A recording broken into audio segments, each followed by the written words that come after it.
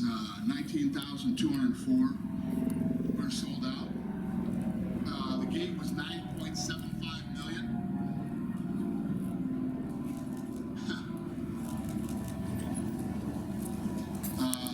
The performance of the night went to Gomes and Duplessis, and then the fight of the night was Moreno and Pantoja. I know you guys are probably going to ask me about Hooker. He did break his wrist. His wrist was broken in the second round. And Moreno did break his hand in the first round. Who's got the first question? John Morgan.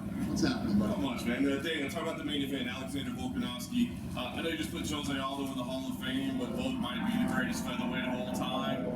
Just what did you think of his performance this evening and kind of where he stands? Total domination, man. He looked incredible. You know, and I can't remember if it was a big straight right hand or left hand.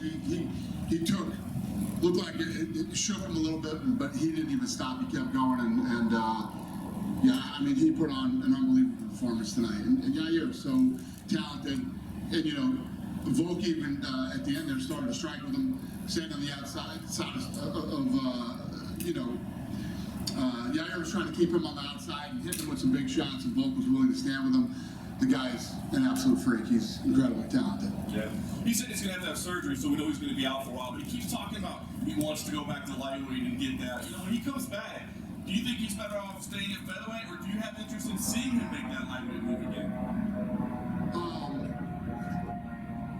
Yeah, I don't know. I mean, let's see how the surgery goes and what happens. And you know, he's at one of those places now in his career. Whatever he wants to do, what are we going to say? You know what I mean? This guy's literally proven himself a million times. Many people believe he won, you know, the Islam fight. You know, whatever he wants to do, he'll probably roll with it. Yeah. Pantoja, obviously, fight of the night, incredible title fight there. Just what did you think of him tonight? You know, Jonas guns up. Yeah, we sent both those guys straight to the hospital as soon as that fight was over. Absolute dog fight, incredible war. Nothing but respect for both guys. Amazing fight.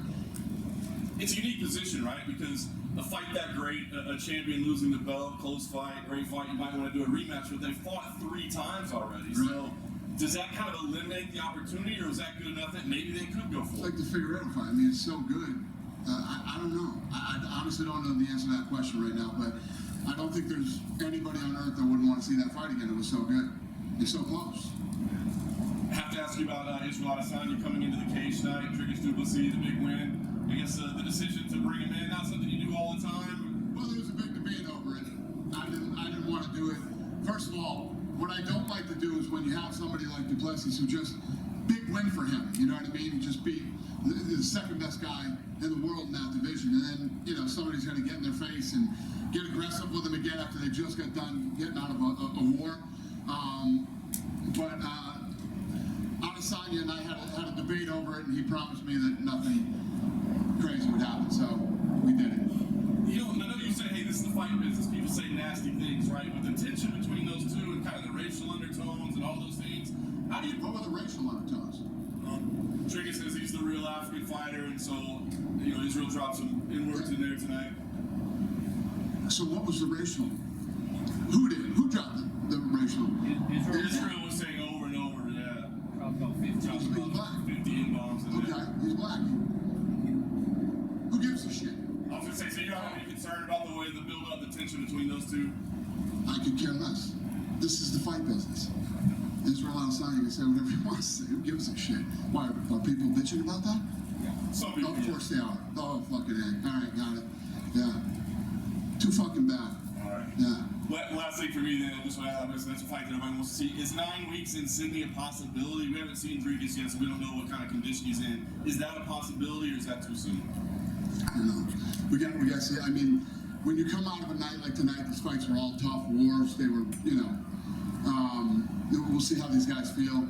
And again, when you come out of a fight like this, you know, like Pantoja and Moreno and Duplessis, and you gotta give these guys a couple weeks to go home and relax and, you know, let their bodies exhale and spend some time with the families, and it's just things that you just don't talk about right after the fight. Yeah. Not that we haven't in the past, and you know, you make a fight if a guy had a great night, or Robbie Lawler, if he wanted to fight again, there you go. You know what I mean? But he retired, so. Dana, to your left. Yeah. Thank you. First of all, I want to ask you, it seemed like this is one of the best cards in a long time, top to bottom, where you had a lot of incredible finishes and whatnot. Can you put, maybe UFC 189 was another one of the cards. Is there any card that leaps to mind that compares to this one in terms of the amount of finishes? I don't know off the top of my head. I mean, I know we've had some great cards. Tonight was just like that. You know, everybody knew it was a great card. This whole week, International Fight Week, tons of great stuff going on. And I just think that you couldn't have topped off a great international fight week any better than tonight. The energy in the place was off the charts. The fights were incredible. You know, these kids fought their hearts out tonight. The Robbie Lawler story, how it unfolds and how he, retires. And yeah, it was the perfect night. It was awesome. Off the top of your head, question, that's a tough question. You look at Moreno and Antosius, that might be fighting the year. It seemed to me, especially through 4 rounds, it was just incredible. I don't disagree. And one of the things that listen, when you get like, I've been saying this for years, and I've been saying it leading up to this fight, the whole Mexico thing. You know, when you get a Mexican from Mexico and they fight, the fan base is incredible. It's like England. It's like these other countries when they get behind their people. Ireland, whatever country you want to think about. It's fun when you have a real Mexican fight in the fight. The crowd's incredible. It's electric, and I don't even know what the hell you asked me, but yeah. Was that fight of the year in your opinion? Oh yeah. I don't know. Yeah, it was up there. It was a great fight. Yeah, I want to ask you about Volkanovski. Obviously, you said before he was tremendous, and he seems like he's good in so many areas. Lene told me the other day when she mentioned there was 140 media people. He thought he had 100 more interviews than him, right? And he's the kind of guy that seems like he does good work in every area of his responsibility. I wonder if you could just kind of comment on sort of him as not just the fighter, but as a company man for you guys. Well, it's that whole team that he comes from. When you look at Israel Adesanya is ready to fight anybody, anywhere, anytime. Him and Payne had that back and forth for a long time. He didn't care. He wanted to fight him. Volkanovski's willing to fight anybody. When you look at Volk, every guy he fights. Reach and the size and reach advantage that everybody has on him. Doesn't care. He's a savage. He gets in there and he handles his business. Hooker tonight breaks his wrist in the second round. I didn't even know. I had no idea. Rogan and those guys must have heard him in the corner. That whole team is badass. Yeah, he told Mark Smith, he said, if you raise my hand, if I win, raise it gently because my wrist is hurting. Because I think he said he broke his elbow, is what he had told Mark Smith. Got it. One last thing, do you think Volkanovski is one of those guys that would be appreciated more when he's gone, right? Because he's not flashy at anything. He's good at everything, but he's not flashy at everything. Where you had Anderson Silva was, like flashy knockouts and everything. Volk seems like he just gets the job done, no matter what the area is. And do you think when he's retired and we're looking back on his career and debating whether it was him or Max Holloway or Jose Aldo, who's the GOAT of that division, that we'll appreciate him more later than maybe he gets now? I think that's usually the case with all athletes that are great during their era. I think the same about John Jones. I don't think John Jones is appreciated the way that he should be appreciated, and definitely Volkanovski is one of those guys. But when you look at our business, Australia and New Zealand are a big part of our business as far as pay-per-view goes, and Volkanovski is definitely a big star. So, yeah, I don't know the answer, but yeah. Dana, over here. Yeah. What went into the thought to give Robbie that tribute video? Because we've had fighters like Shogun and Frank Edgar announce their retirement before their fight, and they didn't get the video. Well, I don't think we've ever really confirmed that somebody was retiring or whatever. Robbie and I have had several conversations. He's done. There's no whatever, and so we did it. Can you think of another? Like obviously Amanda just happened, but to Robbie. And thank God we made that video because we still had 25 minutes left on ABC. So thank God. I know Amanda just retired and she put like the belts down and that seemed to be a perfect ending. Can you think of another, like in MMA history, a lot of people online seem to think this is the best retirement moment we've had in the sport? Yeah, those are two really good ones. I don't know. And the big question was, after that quick knockout, is he really done? Did you guys talk to him already? Yeah. Yeah, he was like at 2 o'clock today. He knew. He felt great. Felt better than he's ever felt. And, he was feeling it today, he told me. So. Well, according to Connor's Twitter, Robbie Lawler's probably going to fight again by the end of the year. According to Connor's Twitter, Robbie's what? Connor tweeted that he thinks Robbie's going to fight again by the end of the year. We've had a lot of conversations leading up to tonight, and then we've talked 3 times tonight. Yeah. He won't. Yeah, Robbie said it's not. Yeah, he won't. What did you make of Bo Nichols' performance? Another quick knockout, another quick finish. Yeah, I mean, he's a wrestler. Let's start there. He fought a kid, real kid, 7-0. Took him on short notice without getting to study him and train for him. And this kid's got knockout power. And Bo looked damn good tonight. Every time this kid fights, he looks better and better. At what point do you just have to start throwing against these? Because he's had so few fights, but he's putting away these people that have the same amount of experience as him, but he's putting them away in under a minute. At what point do you just throw him into the top routine? Throw him into, you fought a kid tonight that was 7-0. We can throw him in a guy with 30-0? I mean, when you look at the way fights are made in boxing, this kid's already, way ahead of the game. Yeah, he even said that he's surprised at how fast he's gone. Yeah. There's no hurry. He's young. He's only got a few fights. But the reality is too. I'm trying to remember off the top of my head, but when we brought Cain Velasquez in, He was like 2-0. yeah, something like that. Maybe 3 or 4-0. But so who knows? A couple unrelated to this fight. Kamaru Usman was in here, and he said he still wants to fight Hamza at 170 pounds. Have you talked to him at all while he was in town? No, we have not talked. What do you do with Islam now? Because Alex said that he might have to have surgery around his arm. Charles did an interview earlier this week at UFC saying that October might be too soon for him. So, looking at that top 15, Gaethje and Poirier obviously fighting in a couple weeks, who do you give him for Abu Dhabi? Yeah, I'm going to announce Abu Dhabi real soon. No Abu Dhabi stuff because they want to coordinate with us when we do it, but we'll have the announcement on that card soon. Yeah. Going back to Robbie, he's the final fighter in the UFC who ever fought for Pride, and one of a couple who fought for Strikeforce. It's an end of an era in that regard. In hindsight, those purchases that you guys did at those 2 companies, how valuable have they been to the UFC? Massive. I mean, at the time, when you looked at the number that we paid for Pride at that time, it was a massive number. But if you look at the fights that we've made, the guys that came over from Pride and all the fights that were made, it was one of the greatest deals of all time. And, Other than buying the UFC for $2 million. and we had Juliana Pena and Raquel Pennington both here tonight, and they're beating the drum to get that vacant title fight with Amanda left behind. Have you put any thought towards what you're going to do with that 35 belt? We're working on some stuff right now. Yeah. And speaking of belts, I spoke to Jorge Masvidal yesterday, and he wanted me to pitch you the idea of he wants to wrap the BMF title around the winner of Poirier and Gaethje. Would you like to do that? I can do that. Off the rock this time? Done. Congrats. We did it. Hey, Dana, over here. Yeah. So Alexander Pantoja winning the title, awesome performance. He gets it. Brandon Royval was the backup for this fight. Yeah. Is he going to fight the winner? Well, he grabbed me as soon as I walked out of the octagon. He's like, let me get in there now. I'm ready. I want this fight. I'll beat both of these guys. So he's fired up and wants that fight. Is he going to get it, though? We'll see. Okay, we'll see. And then we talked about Dracus, and obviously we want to see how healthy he is. I would assume he's number 1 to fight. Is he? Would Sean Strickland be number 2 just with his performance a couple weeks ago? He seems like he's healthy. He wanted to step in there and fight for the title. Well, Strickland put himself in a really good position, man. When I did If You Don't Know that week, I was saying to the press, win, lose, or draw, nobody wanted to fight this guy.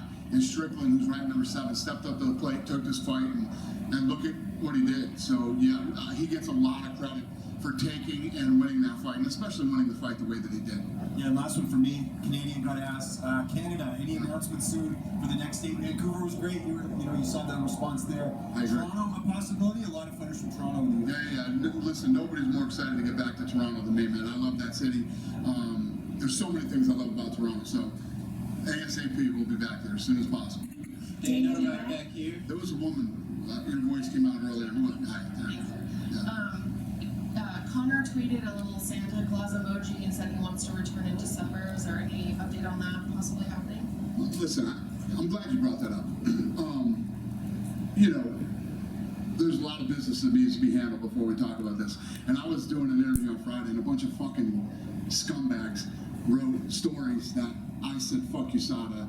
I don't care what USADA says. It's not even remotely close to what I said. So, first of all, I'd like to say fuck you to everybody that wrote that story, number one. And number two, there's a lot of stuff that has to go on before, he fights. So, it's not even, my point was, no matter who's talking about it, whether it's USADA or whoever and this and that, it's not even worth talking about right now. Everybody wants to keep bringing it up so that pieces of shit can write stories like that. Never did I say I don't give a shit what USADA thinks or disrespecting USADA or anything like that. So it doesn't matter what anybody says. I don't know how this whole thing's going to play out. Let's wait and see. Thank you. Dana, back here. Yeah. So in 2012, International Fight Week just started, right? 11 years later, when you think about how far this week has come just for this promotion, what are some thoughts and emotions that come to mind?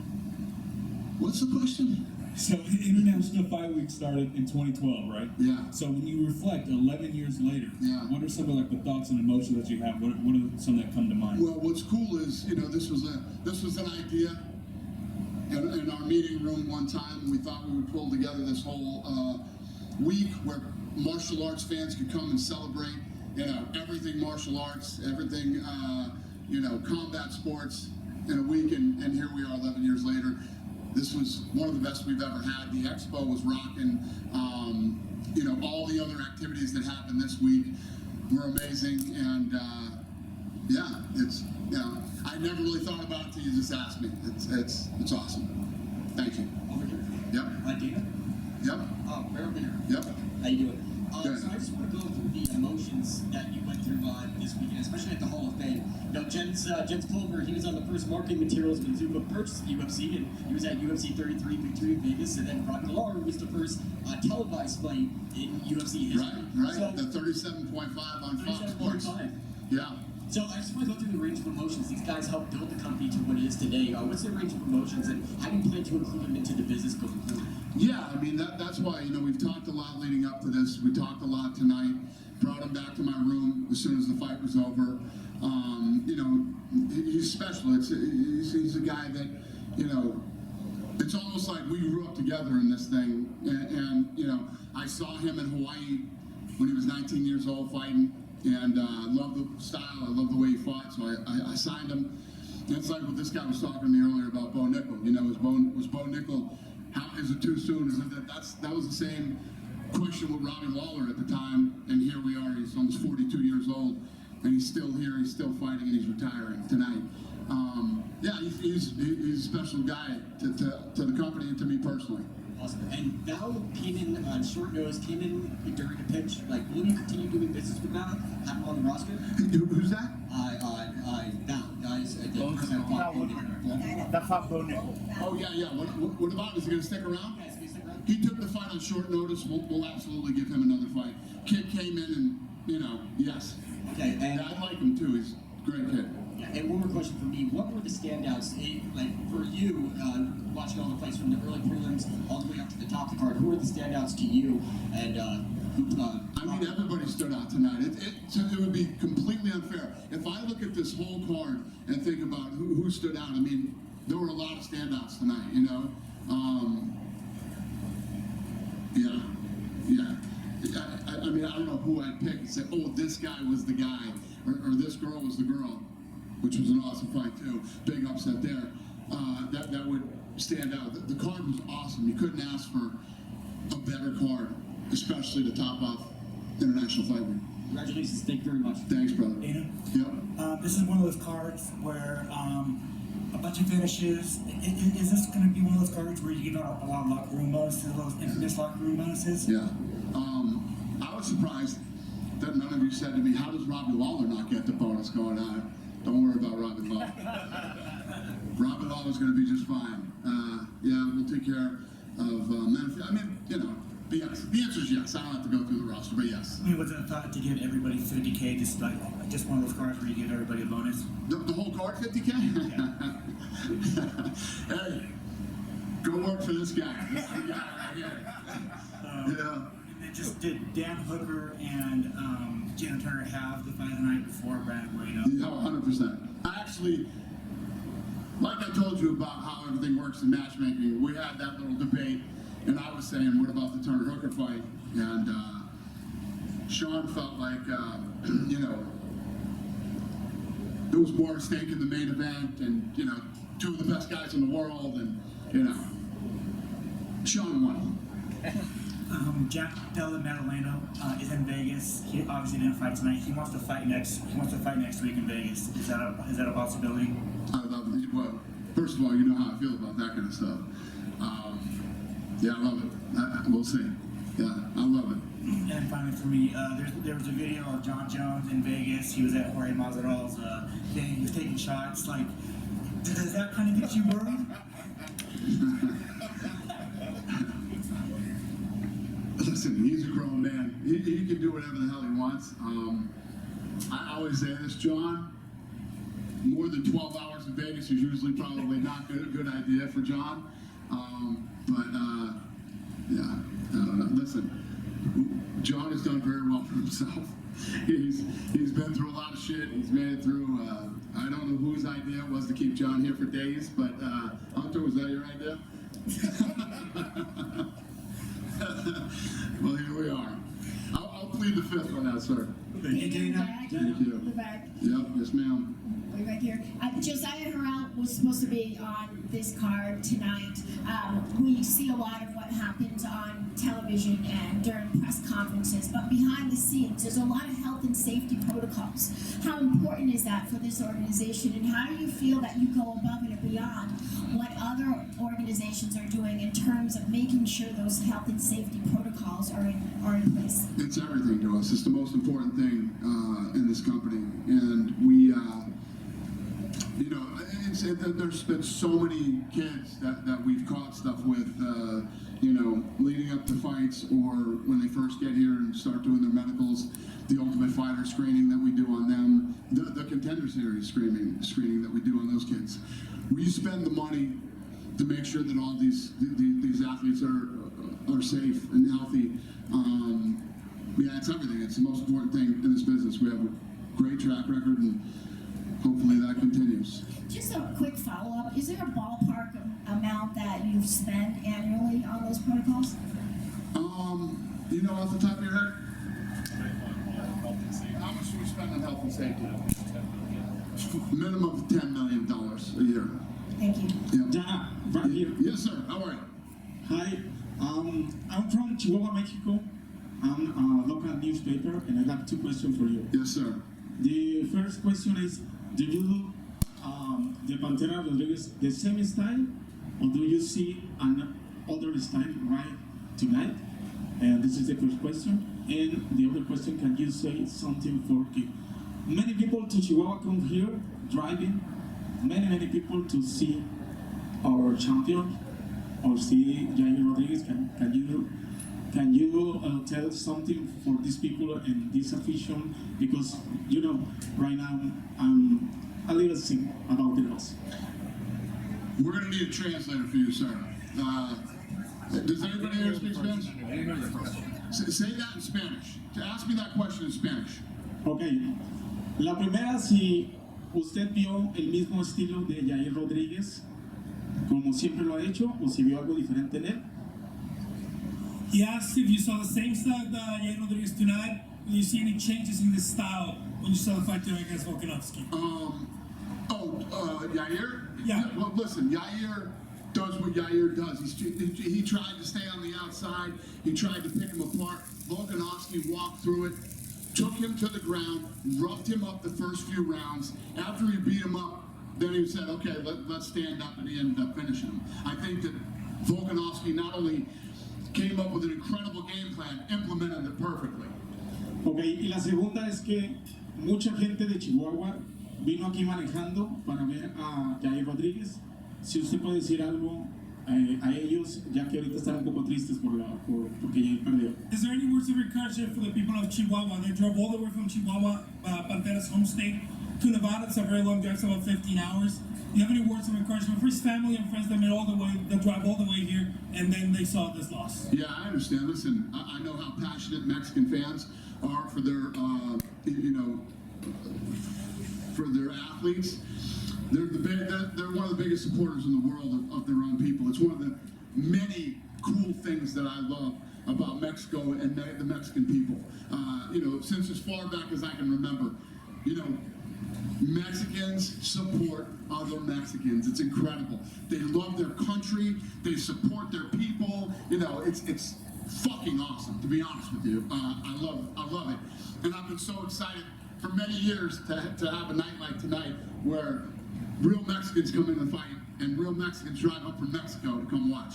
I'm sorry it didn't turn out the way that you wanted, but we're opening this PI pretty soon, and I think this is just the beginning of many long road trips from Mexico. Dana, one question right back here. Yep. Want to go back to the Expo. Obviously, the NBA has things like the All-Star Game. NFL has a whole week of events for the Super Bowl. Can you put into words what it's like to know that fans not just have a fight night to come to, but a whole event where they can celebrate their love of mixed martial arts and the UFC brand in general? Yeah, that was the reason we did it. That's what the whole thing was built around. And again, we have a whole creative department that works on this thing. As soon as this is over, they'll start working on next year. So this is something that's planned out, months to a year in advance. And I think it gets better every year. Today was this week was one of the best that we've ever done. Ilya Taporia was cage side. I know we're coming off a situation where we just had an interim title for the featherweight strap, but if Volkanovski's having surgery and he wants to come back and challenge for the 155-pound strap, would you consider doing another interim featherweight title? I don't know. I don't think that Volkanovski's going to be out that long, to be honest with you. I don't think this is a major surgery. It's a scope or something like that. I personally don't know enough about it, but I think it's a scope. I don't think it's anything that serious. Bo Nickal's only been doing MMA for a little bit over a year. Do you think he's ready to challenge for a top 15 opponent, or maybe he needs a little bit more time? There's no need to throw him in the top 15 yet. He's a young guy. He's just getting started. He's just starting to feel himself out. Believe me, when he's ready, you guys won't. We don't even have to have this conversation. We'll all know when he's ready. But there's no rush to get Bo Nickal into the top 15. Last question, without giving away, is it more than likely that Leon Edwards is going to be either fighting in Madison Square Garden or Abu Dhabi defending his title, the welterweight division? Yes. Thank you. Yes. Dana, you had Trump there at the cage side with you. What was that experience like, having him right there? Listen, we all know he's one of my very, very good friends. I love being around him. I had dinner with him last night till midnight. He's fucking awesome. He's hilarious, and I love hanging out with him. And he's such a huge fight fan, so he knows everybody. He knows everything. It's just, I love the guy. Did he say what his favorite matchup was? No, he liked the whole card. You want to know how crazy this guy is? He's driving here. He got here at I want to say he got here at 5:40. He watched the earlier fights on his phone. You know what I mean? It's like he loves the fights. And what's really cool about being a fan of this, the way that he is the fighters all love him too. So he had a blast tonight. What was his reaction when Driscus Duplessis came up to him? Yeah, no, he was blown away. He was basically talking about, he's like, God damn, this guy's huge. He's big. He's a big, strong guy. And he is. I mean, most of you have met him one-on-one. You ever grab him, touch his arm or whatever, the guy's like this table. He's a beast, man. So, yeah, no. What was the question? Oh, yeah, you answered it. Yeah, he was happy to meet him, yeah. Stipe, what was that like getting that fight done? Was that hard to... No. Stipe's been ready to go. Yeah, Stipe was ready to go. Talked to him tonight. He's happy. He's in a good spot. He's ready. Madison Square Garden. He's excited. Thanks, brother. Dana, over here. Yep. There were a lot of Contender Series graduates tonight on one of the biggest cards of the year. How's it like seeing the success of that series unfold throughout these past couple of years? If you come into our matchmaking room, okay, so these boards are laid out because I have to see everything on the wall. That's why the room is built the way that it is. And there's red stickers by some of the fighters, and there's blue stickers by the other. The red came from Tough, the blue come from Contender Series. The entire wall now. I mean, when we have a fight, you're talking half the card are guys from the Contender Series. I love the Contender Series. It's one of the best fight shows on television ever, and I can't wait for it to start up again here. I love that show. Are you looking to take it internationally? What is internationally? Or like maybe do some Contender Series outside of the U.S.? Nah, I like driving right across the street. Fair enough. Yeah. Ian Topuria, we didn't see you at UFC Jacksonville. What did you think of his last performance, and how close is he to a title match? Yeah, I mean, obviously, you know, every Tuesday we talk a lot about him now. And I had never considered or thought about going to Spain. Now I have the team working on Spain. How close are we to a Spain card? We're close. It's coming. Yeah, Dana, just here Hi. about Leon and Colby. Leon, of course, is in town. Have you managed to speak to him at all? And would that fight make the most sense in MSG? Somebody just asked me that. It's MSG or Abu Dhabi. One of the two. Have you managed to catch up at all with Leon? We are very dialed in with Leon. Yes. Okay, thank you. Thank you. Yes, sir. Dana, right in the middle. Talking about Tough, with the Chandler getting the first 6 wins right now, do you think, would you have rather have changed up the style of Tough at all during the season? And why is that? No, I'm just talking about like with the contenders, like guys that have already been in the UFC, and then do you think you would rather, looking back at it, have like one side beat all of the older guys and then one side beat, or split them up instead? Since they're 6-0 right now.